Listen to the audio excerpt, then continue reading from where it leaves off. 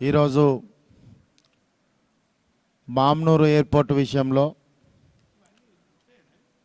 Congress party నాయకులు ప్రజాప్రతినిధులు మాట్లాడేటువంటి తప్పుడు మాటలకు ఏర్పాటు చేసిన ఈ సమావేశానికి ఈ యొక్క ప్రెస్ మీట్కు పెద్దలు వినయభాస్కర్ గారు మాజీ శాసనసభ్యులు చీఫ్ గారు, అదేవిధంగా పెద్దలు ఆరూరు రమేష్ గారు, వీరందరికీ ఇక్కడికి విచ్చేసినటువంటి పెద్దలందరికీ కూడా నమస్కారం తెలియజేసుకుంటూ రెండు విషయాలు స్పష్టంగా చెప్పాల్సినటువంటి అవసరం ఉన్నది. నాయిని రాజేందర్ రెడ్డి ఎన్నిక కాబడ్డ నుంచి నేటి వరకు ఆనాడు ఉన్నటువంటి ప్రభుత్వం, బీఆర్ఎస్ పార్టీ ప్రభుత్వం ఏం చేయలే అని చెప్పి ప్రతిసారి కూడా మాట్లాడుతున్నాడు. నీకు ఒక ఛాన్స్ ఇస్తాం బ్రదర్, నీకు ఇచ్చే ఛాన్స్ ఏంటంటే ఆన్ రికార్డ్ పోదాం, మనం డాక్యుమెంట్ పరంగా ఆన్ రికార్డ్ పోదాం. 10 సంవత్సరాలలో బీఆర్ఎస్ పార్టీ నగరానికి ఏం చేసిందన్నది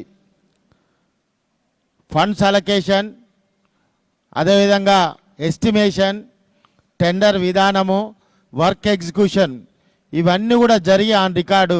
ఇప్పుడు ప్రభుత్వాలు ఏది ఉన్నా కానీ అధికారుల మధ్యలో ఈ రికార్డ్స్ అన్నీ ఉంటాయి. మరి దానికి నువ్వు బాధ్యత వహిస్తావా? మేము చూపిస్తాం. అవన్నీ 900 కోట్లు కేసీఆర్ గారు ఈ నగరానికి ఇచ్చిండు. అవి వాడబడ్డాయి, ఖర్చు కూడా అయినాయి.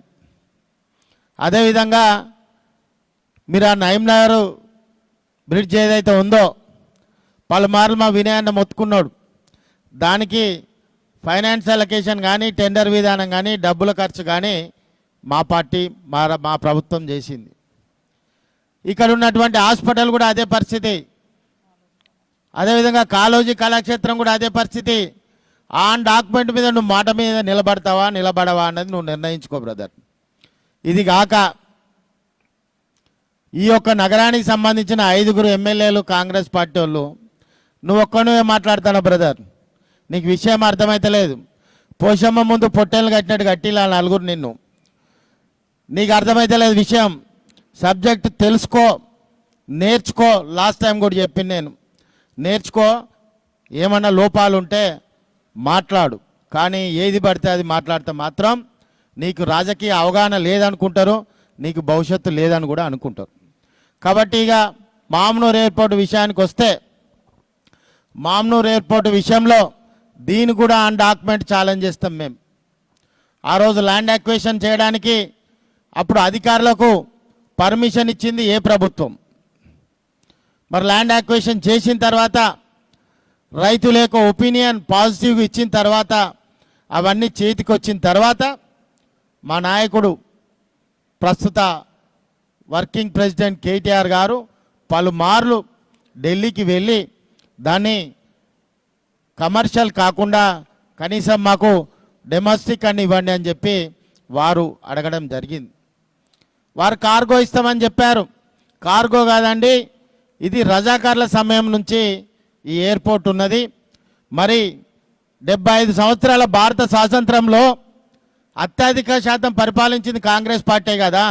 మరి మామ్నూరు ఎయిర్పోర్ట్ను రాష్ట్రంలో 2వ ఎయిర్పోర్ట్, బేగంపేట తర్వాత వరంగల్ ఎయిర్పోర్టే 2వది. మరి అటువంటి ఎయిర్పోర్ట్ను ఎందుకు మరి పలుసార్లు మీరే ఎంపిక కాబడ్డారు, మరి ఎందుకు డెవలప్మెంట్ చేయలేదు? మేము అన్నీ చేసిన తర్వాత మీరు ఇప్పుడు వచ్చి మేం చేసినాం అంటున్నాం. ఊరికే నీతో మాకు పంచాయతీ వద్దిగా. పేపర్ రూపంలో మా ప్రభుత్వం ఏం అలొకేషన్ చేసింది, ఏం ఖర్చు పెట్టింది, ఏంది, దానికి నువ్వు నిలబడతావా అని కూడా అడుగుతున్నాము.